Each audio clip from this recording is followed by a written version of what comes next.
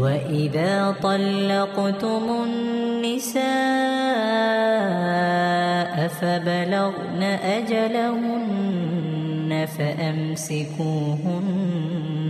بمعروف أو سرحوهن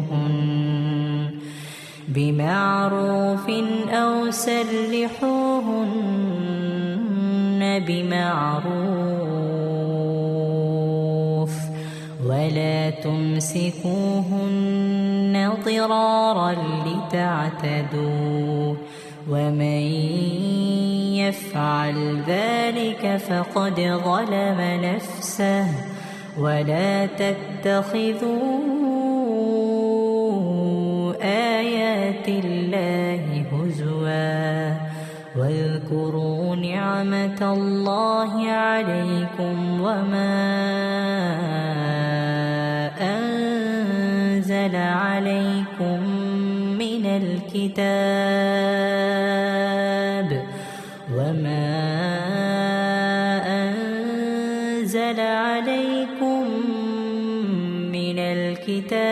والحكمة يعظكم به واتقوا الله واعلموا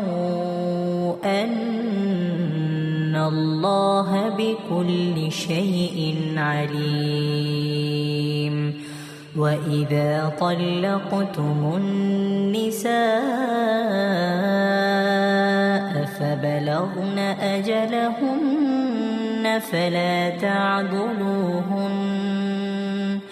فلا تعضلوهن أن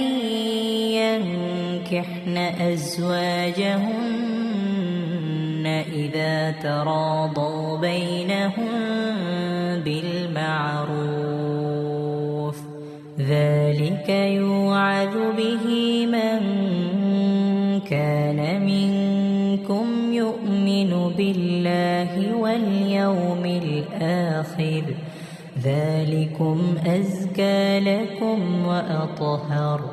والله يعلم وأنتم